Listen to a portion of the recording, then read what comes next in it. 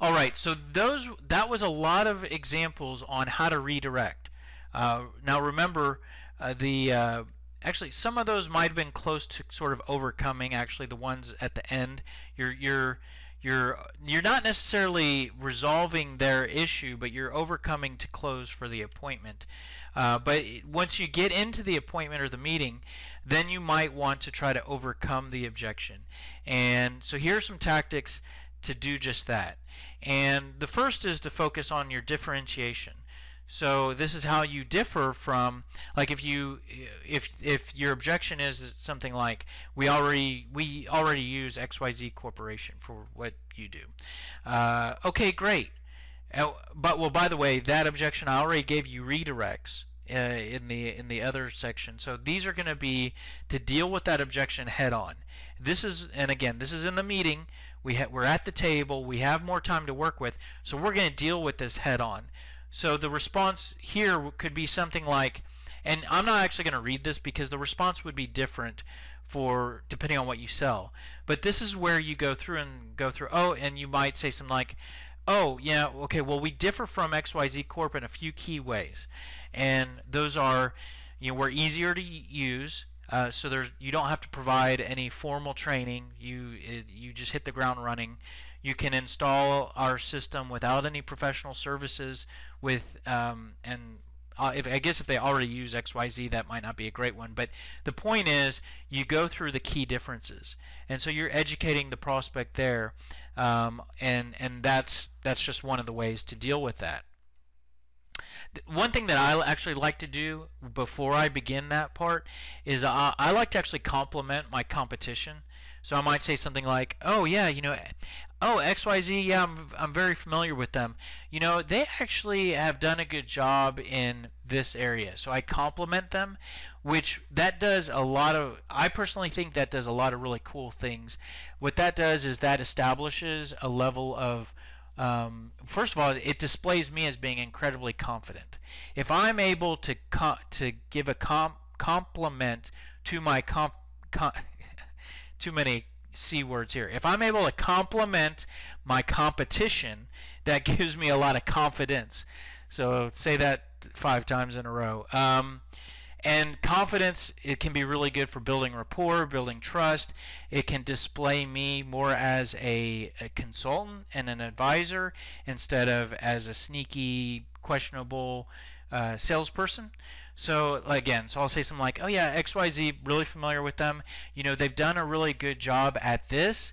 But some ways that we differ is that we're a little better in this area. We've done this, and here's another difference. So that's a way to kind of deal with that objection. Another thing is another tactic is to get to the root of the objection. A lot of times, and this goes for really when people either complain about something or have an argument with you or disagree with you, they might say something, but the root of what they're saying is actually something slightly different. For example, somebody might have the objection of, you guys are too expensive, okay? And try to understand what is driving that feeling or that concern. And so you want to get to the root of that. And because, for example, too expensive could mean they don't have any extra enough budget to spend on us, or they think that our product costs more than the value that we offer. I mean, those are two different things. If I say you're too expensive, and that's because I don't have any more money to spend or enough money to spend, that's different than me saying you cost more than I will benefit from using you. Two totally different things.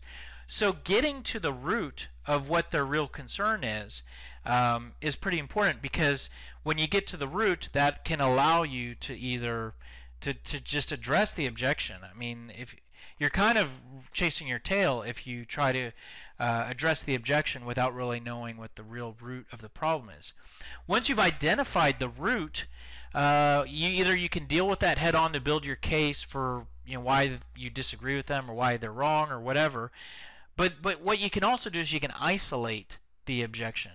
And so if someone says, if you're in the meeting, or you're trying to identify whether or not to move forward, you're trying to close the prospect or whatever, but they're saying your prices are too high. Identify if that's the only concern, because and I've faced this where someone said, your subscription is too high with Sales Script, or your monthly subscription fee, and I'll go back to them. And this is sometimes done over email, and I'll say, well, is there a price where it would fit right with you? And they just go quiet, right? And the reason why they go quiet, or they don't respond to that, is because there's something else that's preventing them from moving forward. It's not the price. So when you isolate, so the way the point here is if you kind of say something like, okay, well, so is the price the only concern that you have at this particular moment? If that were resolved, would you be able to move forward? And that's just a real powerful place to be, because you can either get a yes, and then you know that everything else is covered, and then you just address that one objection, or you might identify that there's still like 5 other things that they're unhappy with. Because if you say, so if we can agree on the price or fix that one thing, you'll move forward. And if they say, well, no, it's still, the ramp up time and installation is too cumbersome. Okay. Well, which of those concerns is more important, right? So then you kind of prioritize or deal with one at a time, but that's something you might want to do when you're trying to overcome or figuring out what the real objection is. Probably the best way to try to overcome an objection is focus on the return on investment, right? So if they say your prices are too high, focus on the return that they get for that investment. So you could respond with something like, yes, there is a cost with our service. I mean, we're a for-profit company, and I think you actually want us to be, so that we make money and continue to make the product reliable and even better for you. You wouldn't want us to be a company that doesn't earn money. Again, reading sort of on my own words there off script, but getting back to the script here, but it does, yes, there is a cost with our service, but it does help, our system does help decrease labor costs by between 15 to 20%. Most of our customers actually receive a payback period between 12 to 18 months. So yes, you do have to pay something, on the front end to get all this going, but you will get that amount of money back in 12 to 18 months. If this paid for itself in a certain amount of time, or in that amount of time, would the price that we're asking for still be too much? So that's kind of a way to overcome that. The other thing is, another way to overcome is to provide alternatives, right? So they say, hey, your prices are too high.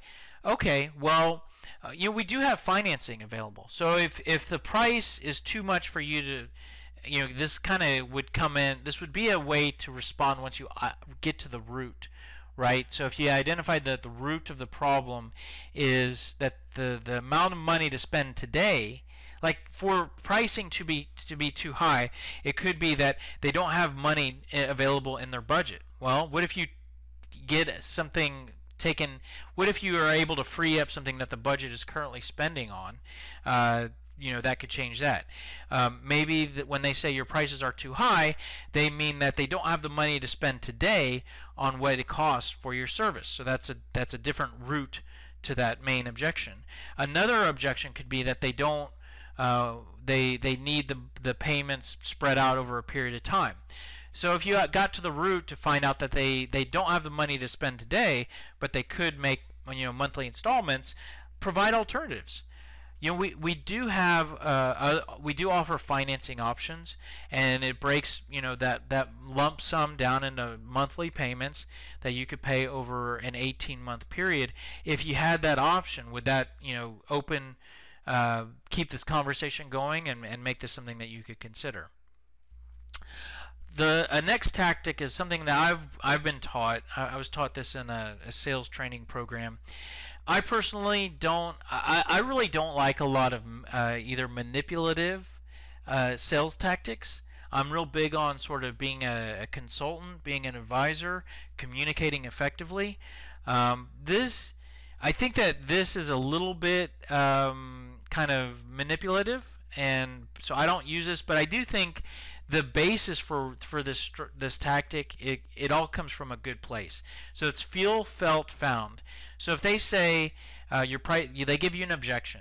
So you basically have three statements that you kind of say after that. The first one is a feel. So I understand why you feel that our prices are high. The next one is a felt.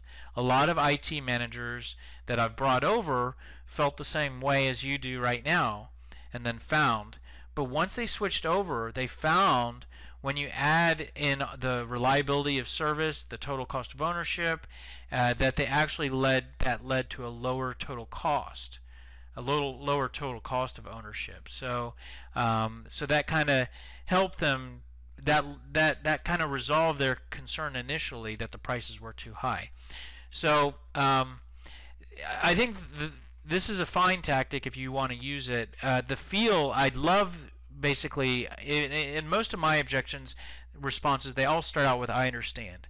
I'm real big on communicating to prospects, really in any disagreement actually, starting out your response with I understand. Like, especially if you're arguing with someone in a personal situation and you're at opposite ends of an argument, start out that argument by saying something like, I understand why you think that that group of people is being treated misfairly. It makes complete sense, and I can, I understand why you have that belief. So I love the feel part of this, communicating someone that you understand what they're feeling. I think that's a great way to start out any objection response. And the felt and found is kind of like a case study, right? I personally am real big on name dropping. So we worked with this company, and they were in this situation, and they were moved over us, and they were able to achieve this. I love that. So I think this is good if you can develop some of those. I just personally feel like it talks to someone in a sort of manipulative way, but take that for whatever